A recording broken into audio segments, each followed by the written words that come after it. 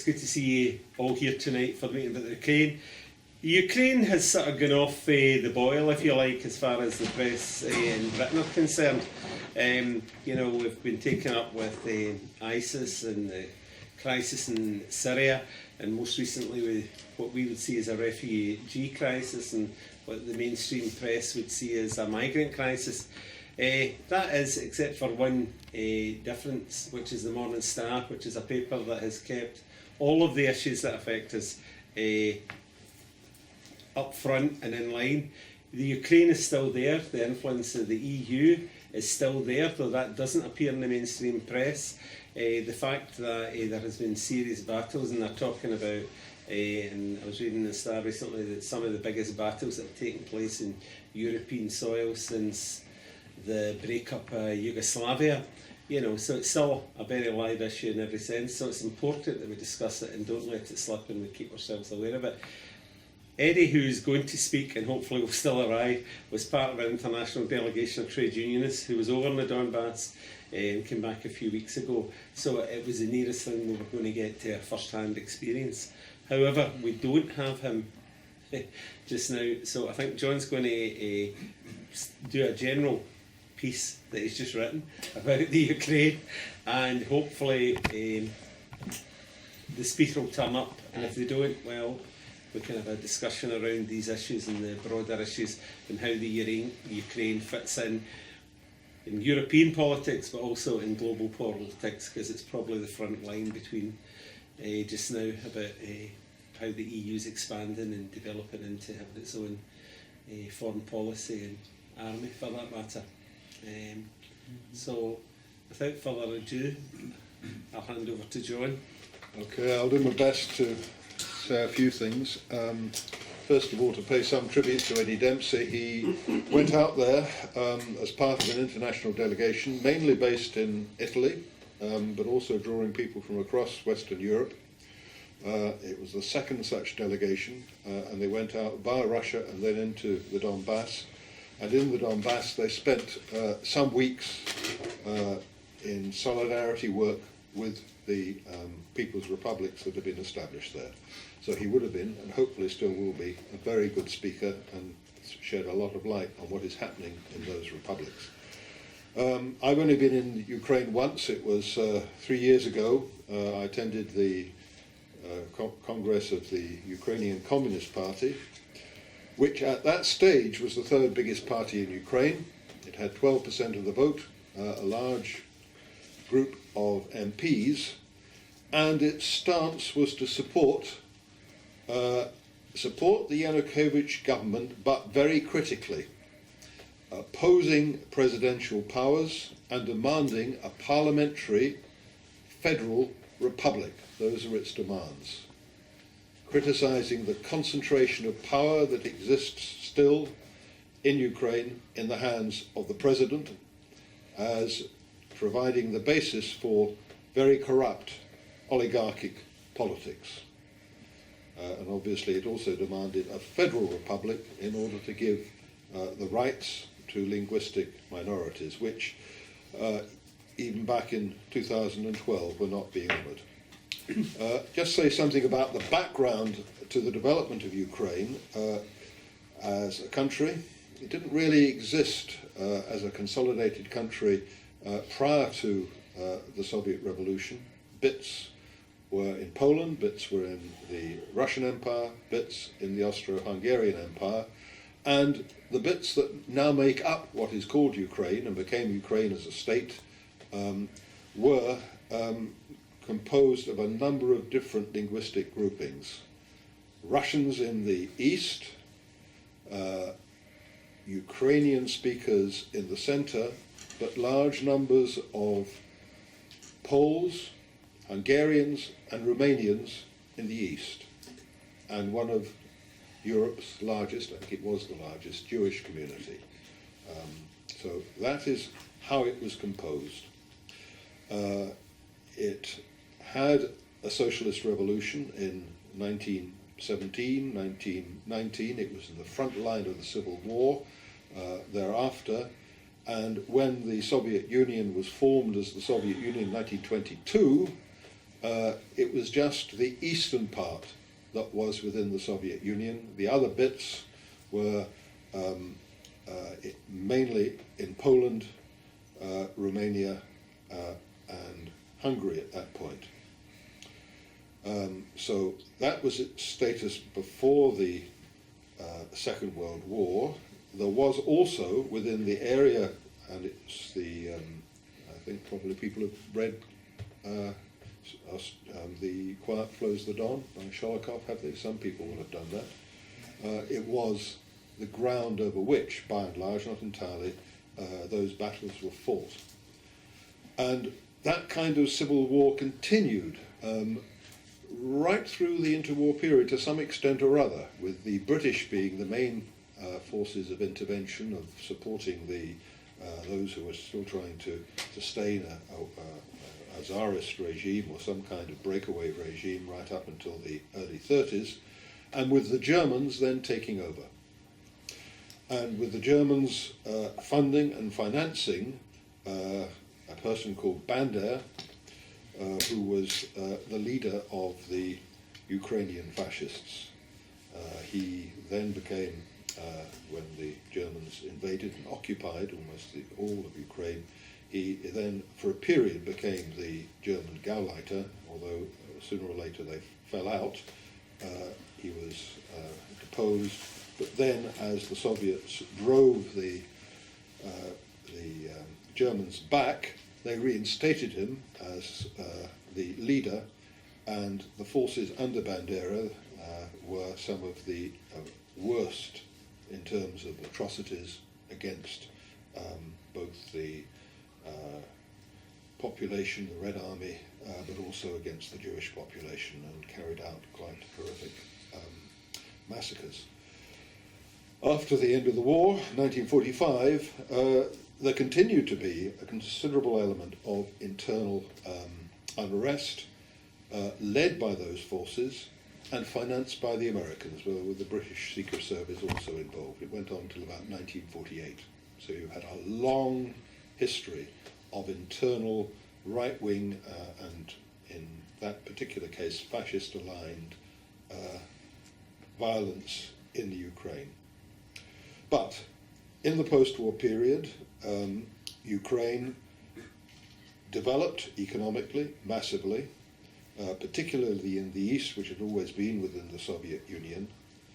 Its population grew, living standards rose,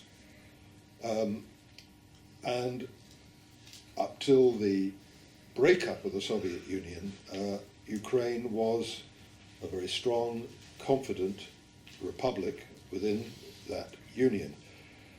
After the breakup, the oligarchs seized control, and of all former member states of the Soviet Union, Ukraine suffered the biggest economic crisis.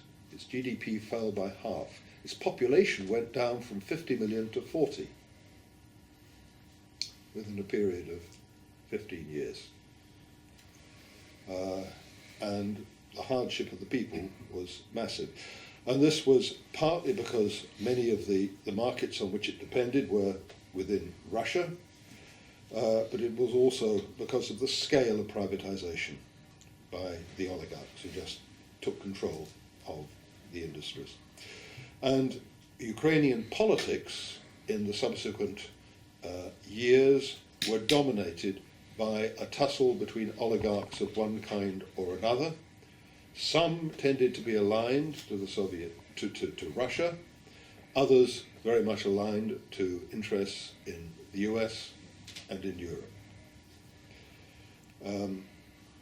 2012 saw an election in which, as I said, the Communist Party got 12%. Yanukovych, who became the new president, had his party gaining a majority, but the right-wing forces, including those who carried forward the banner of Bandera, did also relatively well. And the main opponents of Yanukovych were in fact elected in an electoral pact between the nationalist Bandera party and the party of Yulia Tymoshenko, who had previously been, for a period, Prime Minister. So that's the background to the situation in 2012.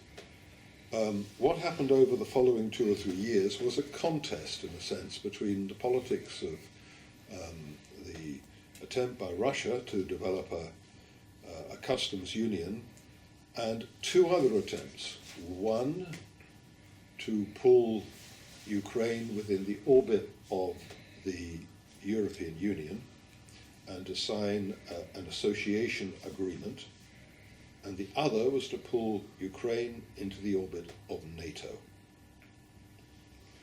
I remember this period that we're in is a period in which NATO and the American view of NATO is seen as something that is now not just European, but to do with the overall global dominance. This was the new doctrines that emerged from NATO conferences in 2012, 2014.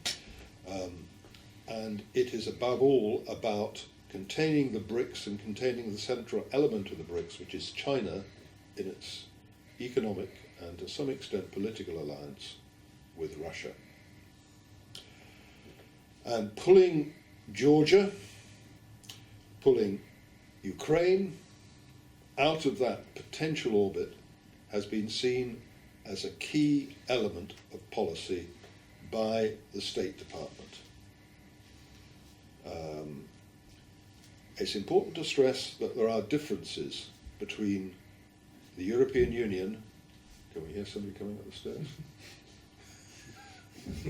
We don't usually get so excited when people are running up the stairs last time. We usually I'm listening all the time.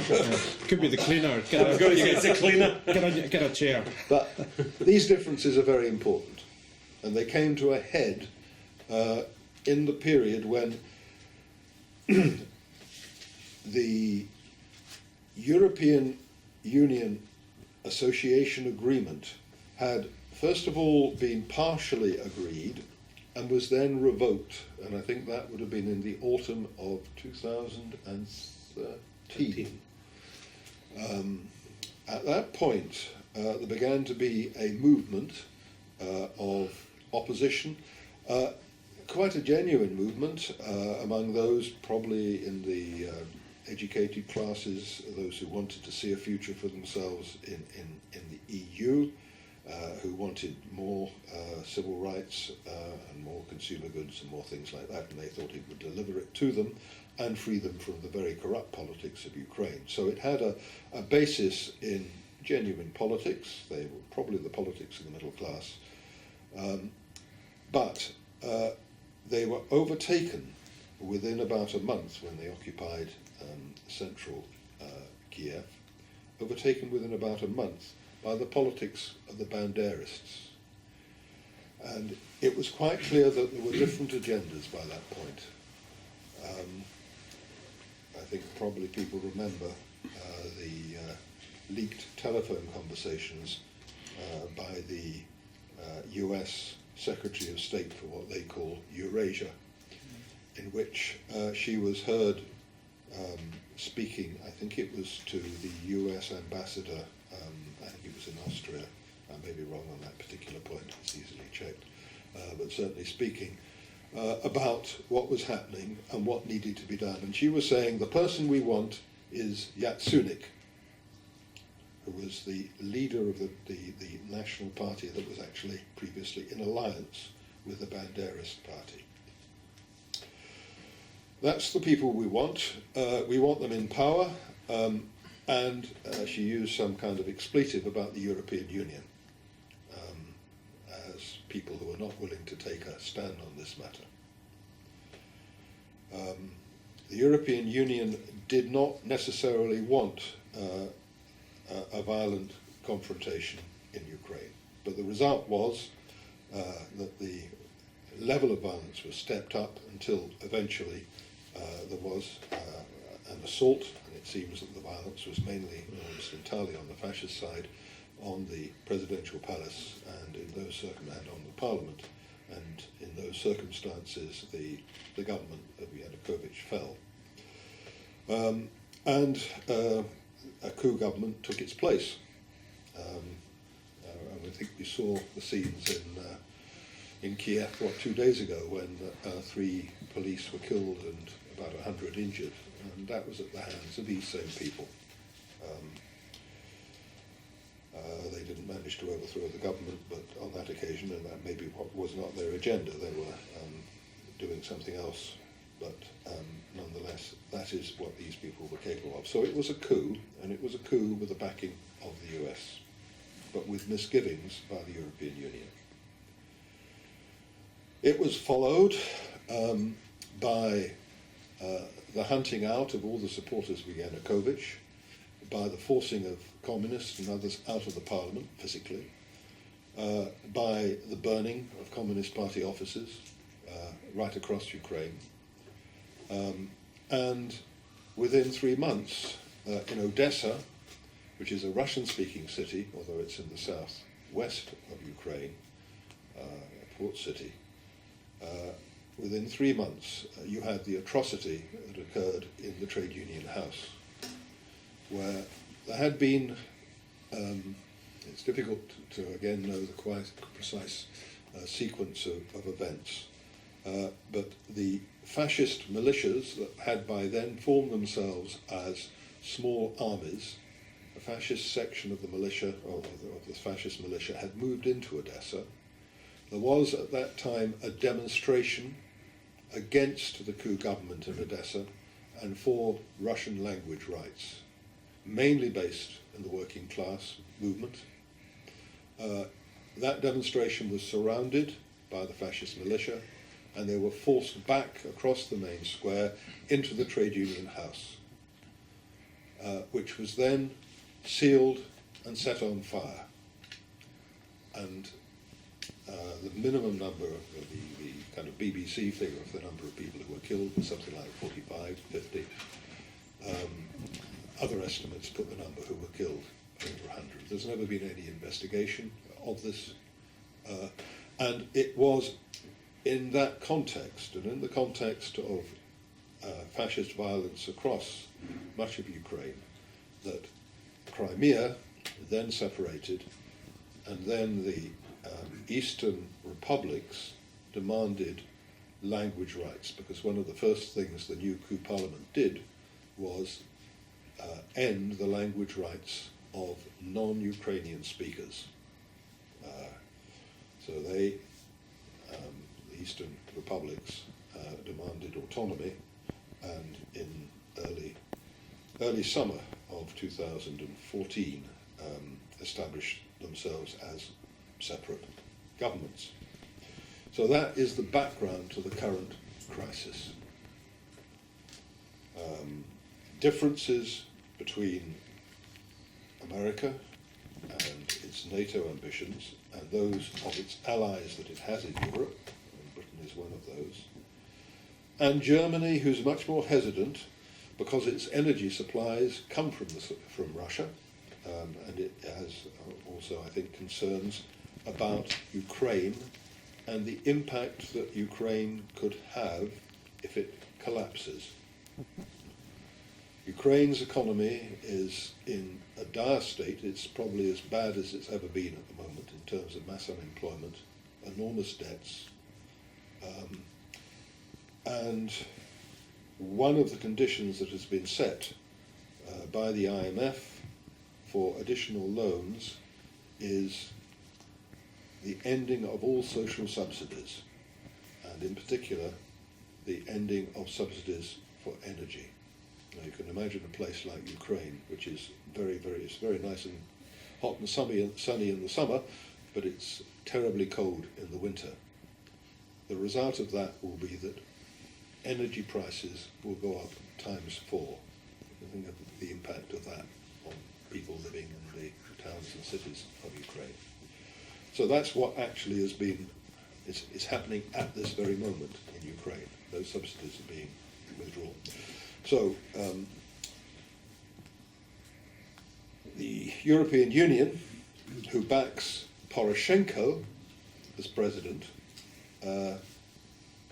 is very worried about what's happening.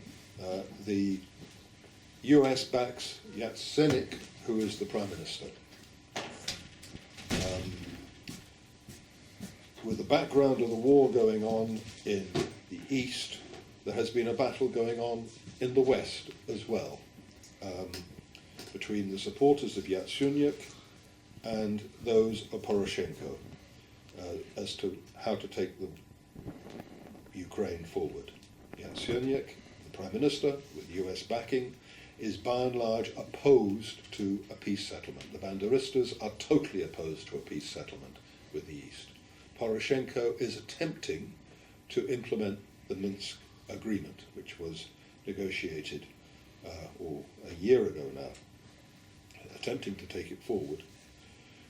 And what caused the fighting outside the parliament 2 or 3 days ago was the fact that he had passed through that parliament by a very narrow majority the first stage of a law which would give some level of federal autonomy to the east.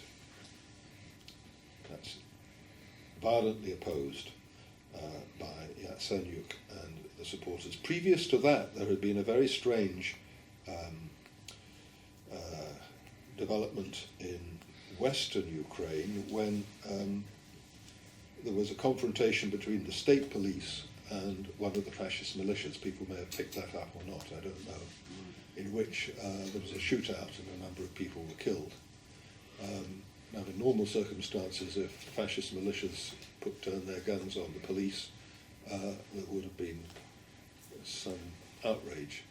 The Prime Minister said, that's Yatsenyuk, the fascist militias were quite justified, they were being hassled by the police.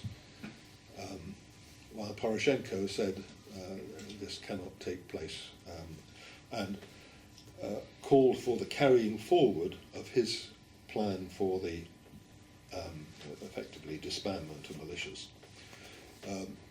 As a result of that, there was a demonstration in front of Parliament in which the fascists called for the resignation of Poroshenko and said that they would organise themselves a referendum on the future of Ukraine and demanded an immediate election. So if you think about it, it's almost similar to what was happening in Germany in 1932, with fascists on the ground challenging the government, but with allies inside the government as to how it's going to go forward. I think I probably almost said enough. It's a very dangerous situation. It's a dangerous situation for Europe. It shows the danger of NATO's expansionist policies, shows the dangers of EU policies as well. And I've said nothing really about what has been happening in the Donbass and the east. There, a war has been going on, with the front line mainly staffed by fascists. They're the ones who have actually stood and been the most vicious of those who have been carrying on the fight, while the regular army has largely, it seems, withdrawn from sections of Venerate, and the regular army is in a state of not precisely meltdown, but not in a situation that enables it to fight very well. The Minsk agreement is for some kind of federal autonomy. The stand of the republics in the east is not entirely clear. Some elements in their leadership want independence. Other elements are willing to compromise that and go for a federal autonomy in line with the Minsk agreement, which is by and large the position of Russia. But they're not willing to do so when they are under attack on a day-by-day basis from these fascist forces who have been consistently violating the ceasefire. If Eddie was here, and I think it's pretty certain he's not going to be here now, because even if they were 20 minutes late, he must have booked some very strange trains to get here for a meeting at 7. When Eddie was over there, he and the delegation talked to the leaders, and they are, by and large, people who would want to carry forward not just the interests of the Russian-speaking people, but who would want to carry forward some of the ideals that they think were lost when the Soviet Union collapsed. They are against the oligarchs, against the piracy of property. They want to re-establish some form of democratic ownership of the means of production, and they want to reorganize society on far more social and collective lines. Not all of them, but a significant number of the leaders and of the people.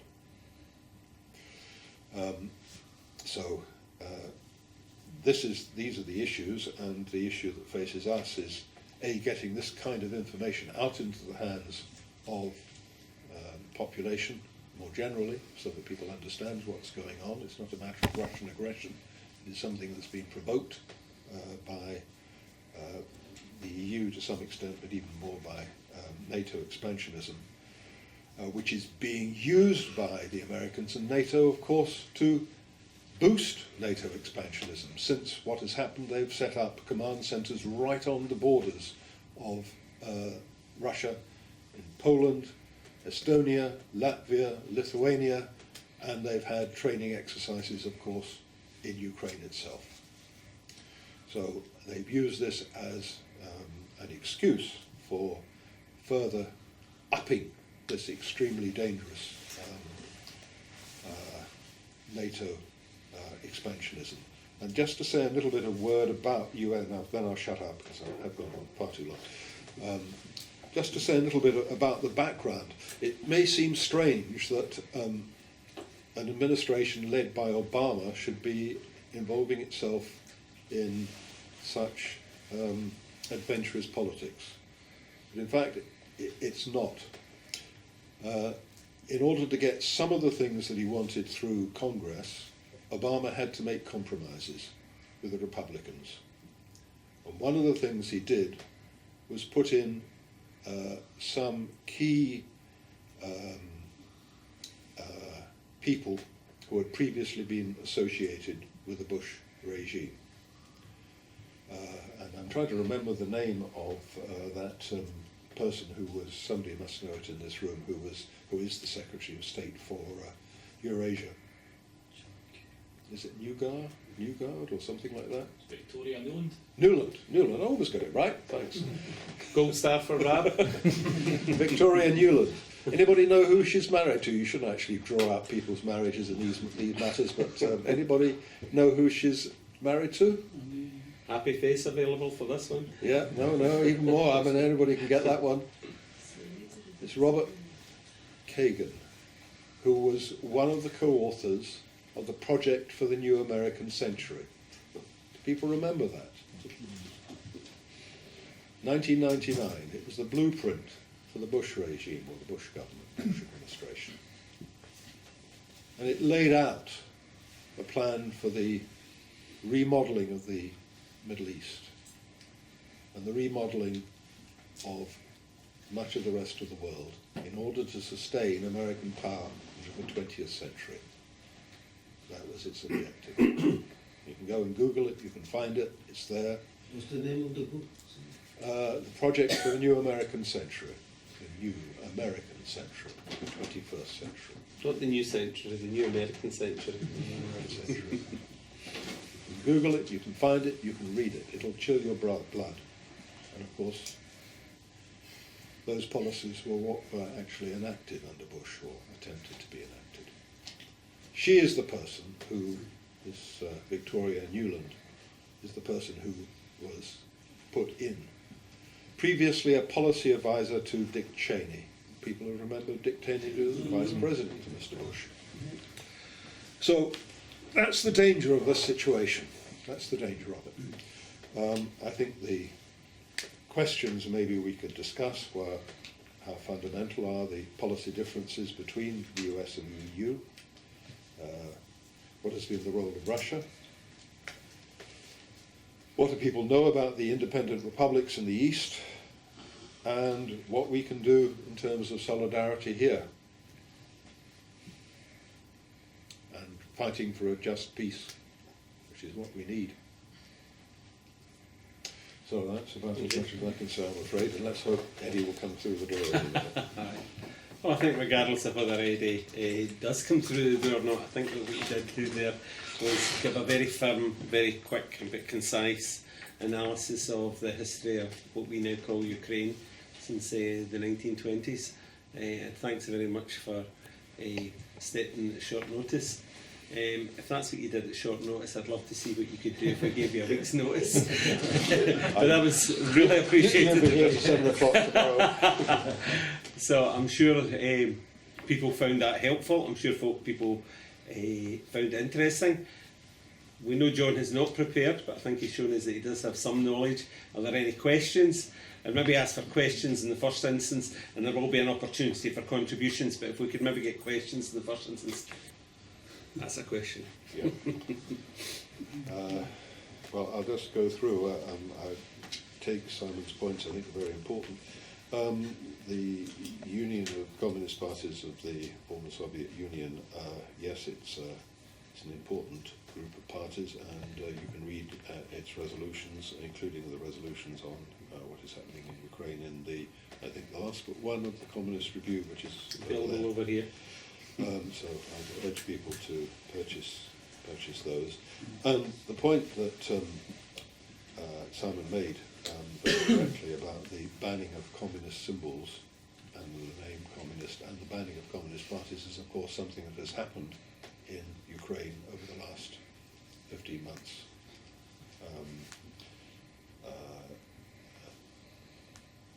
The current state, I think, is that the Communist Party has been officially banned in terms of the action of the Ukrainian Parliament and decrees signed by the Ukrainian president.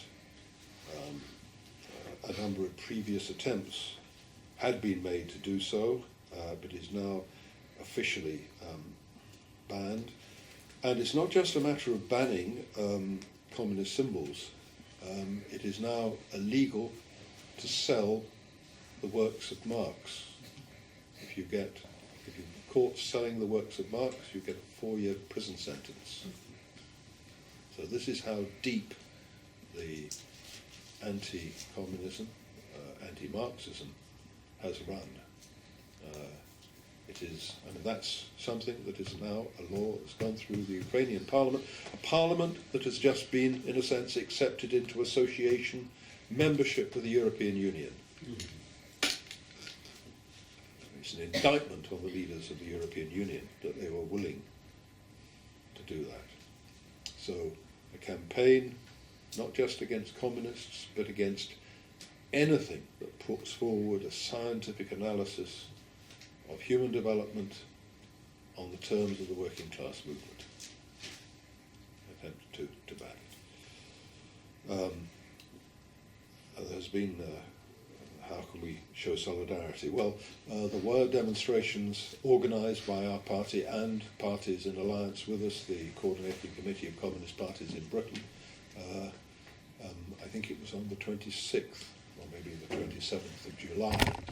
A large demonstration in London and a somewhat smaller one in Edinburgh, outside the Ukrainian embassy and consulate. And these are things we need to continue. There is a committee called SARU, which is Solidarity Against Racism and Fascism in Ukraine. I think that's its title. I think Rab sitting over there knows far more about this than I do, actually. He's much better at the technical details and he's got a better memory. But there is that organisation, and of course Eddie Dempsey is a member of that, and it was on that basis that he went through to Ukraine. And finally, and some of this material, actually, if you go onto the Communist Party website, there are briefing notes, and you can find much of this material in those briefing notes under the international section. So that's where you can find not necessarily totally up to date, but up to date given the last couple of months. And the very interesting contribution just now about the heroism of the militias that have resisted the fascists in the eastern provinces.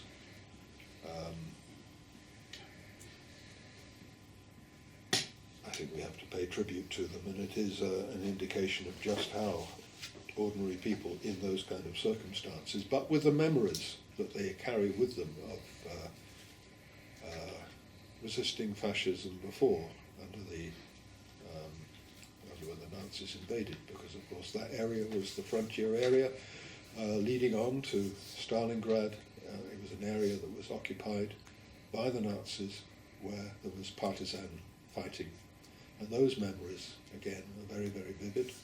That generation is still alive, in their 70s and 80s now, or 80s and 90s probably, but they're still there.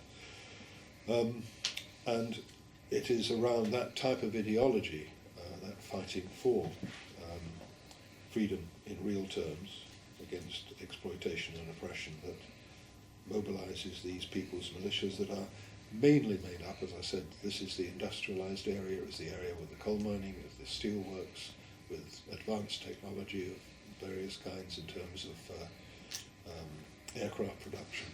It's a very sophisticated economy. It was very proud of its skills within the Soviet Union, and those workers within it form the mainstay of the militias that have defended those two eastern provinces. So that's three questions. We need some more. And they're coming. There's people with hands up.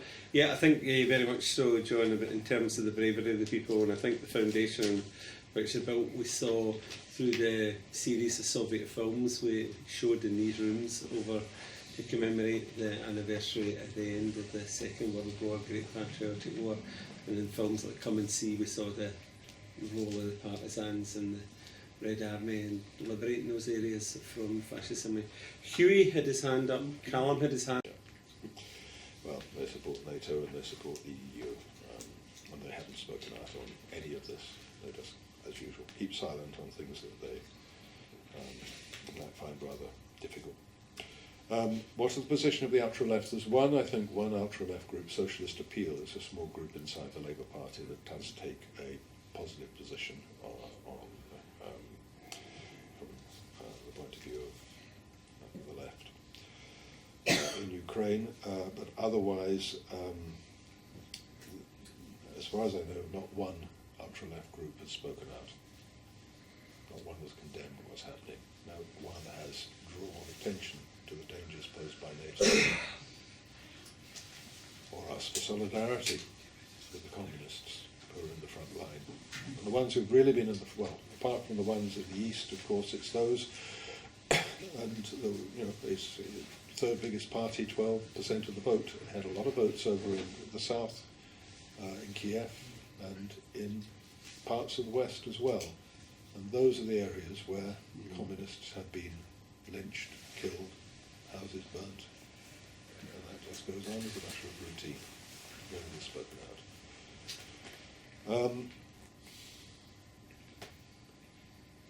The character of what is happening in the east and how far are the Tsarist or Russian imperialist elements in the leadership. I think if Eddie had been here, he would have been able to have said this is totally untrue. There probably are one or two people who have gone into those areas, into the two republics from Russia. It's my knowledge that at least 2 or 3 have been sent back again very quickly. And the leadership is by and large under ex-army officers, because they have got the skills in terms of the military requirements, and those who have either been communists in the past, and one or two have been communists, because that was, of course, the main area of support for the communists. The Communist Party was getting 30–40% of the vote in those republics in the 2012 election. But they, and some have been perhaps pro-Russia in a maybe nationalist sense, but that's entirely understandable in the circumstances. But the overall complexion of the movement itself is of the left. It is a working class movement, and it is defending a heritage, and it's a heritage that goes back to the Soviet Union, it goes back to public ownership, it goes back to working class power. So that, I think, is the answer to that one. And then I think you asked just a question about the hypocrisy of the West. I think you answered your own question. Very well. But it's it's important to stress. Yes, you said yes. I didn't mention the so-called colour revolution of 2004, wasn't it? 2004, the Orange Revolution, which put Yulia Tymoshenko in power. She was dressed up as a kind of flower maiden of Ukraine and all the rest, with this braided hair and all the rest of it. It was an entire CIA makeup. She had been she was and is one of the worst of the oligarchs, totally corrupt, and Poroshenko was, of course, equally an oligarch. He had a monopoly for dairy products and chocolate and a few other things. And a lot of other things he owns, I think, and he owns a TV station. Both him and Tymoshenko were involved in the government, and he fell out and grasped on Tymoshenko, and it was the falling out of those two very corrupt individuals that brought Yanukovych back into power. There was a job done that many people fell for, that this was somehow a libertarian revolution, the Orange Revolution, rather like the Rose Revolution they tried in the Lebanon and all the other one they tried in Minsk and every other. The Rose Revolution in Georgia, was it? I think, yeah. Where else did they try a revolution? And they've brought him back, Saakashvili. I thought it was incredible. The former leader of Ukraine, of Georgia, has been brought into Ukraine. Yeah, which is incredible. Yeah, exactly. Yes, he's been given a governorship of a particular province. Yeah, incredible.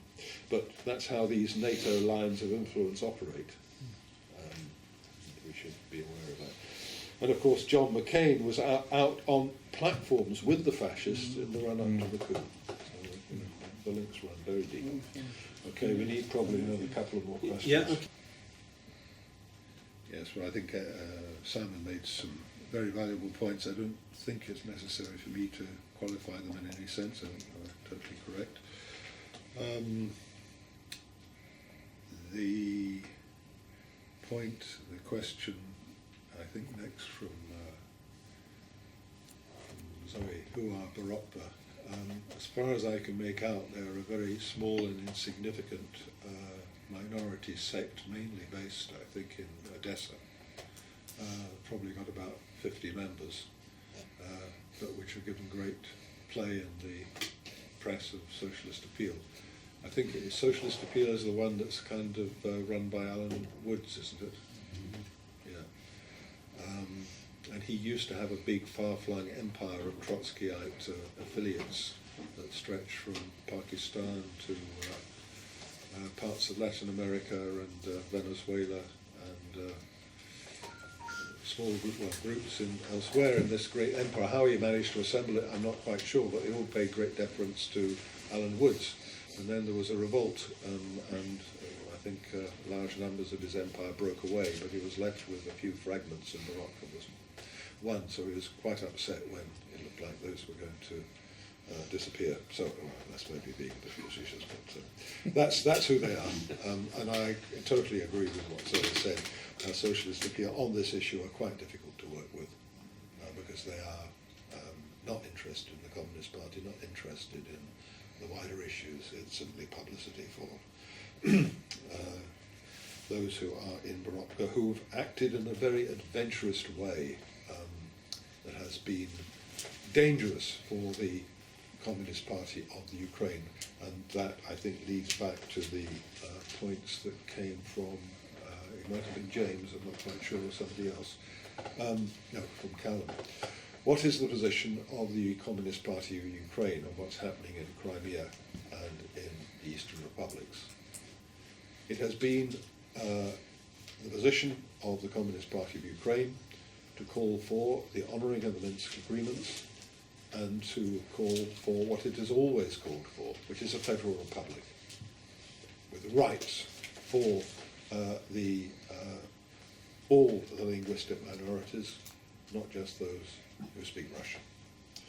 That's his position. Its position has become even more, in a sense, requiring that position, because under the Ukrainian constitution, any attempt to justify a division or loss of territory by Ukraine would mean that that party would immediately lose legitimacy, would be declared illegal. And of course it was that which the right wing was attempting to pin on the Communist Party of Ukraine, and has been doing so, attempting to do so for the last 2 years. They could never do so because the Communist Party of Ukraine simply reiterated its call for a federal republic. One of the adventurous things that Borodka did was to call a conference in Crimea after it had declared independence, called upon the Communist Party of Ukraine to attend, and then denounced them for not attending. Had they attended, all their members would have been proscribed, arrested, imprisoned. So that's the kind of people who Borodka are. It was a totally irresponsible and malicious act. I doubt whether more than 5 people attended their great conference in Crimea, and hopefully they were shown out afterwards by the authorities. But we do need to show solidarity with the Communist Party of Ukraine. It is in great difficulty now, and people have mentioned, well, why didn't they also ban the various fascist and Nazi parties? Not just have they not banned them, they have honoured them, as has been said. Statues of Bandera have gone up right across the whole of the Ukraine at the same time as they're demolishing Soviet war memorials. And I got a press release from the Ukrainian Communist Party just last week saying that the latest thing is to legalise a party that calls itself the Ukrainian Nazi Party. This is the parliament, Ukrainian parliament. So, well, it's part of the same thing, really, as we've been talking about. But that is what we face.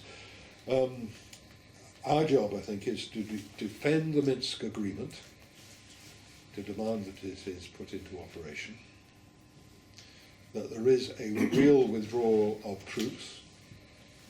The troops that are on the front line are the fascist militias. They are very highly and well armed.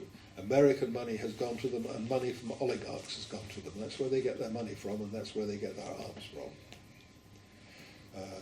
They are on the front line. They are provocative. They're trying to develop the war.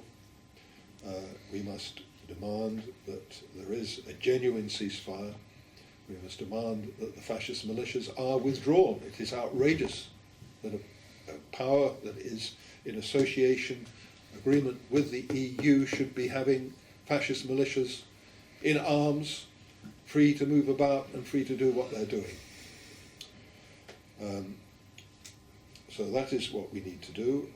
We also need to defend the Communist Party of the Ukraine as such, and we need to make representations as and when we can. We need to think. It's quite difficult holding solidarity work. We've had some difficulties, I think, mobilising people in Ukraine at the Ukrainian consulate in Edinburgh.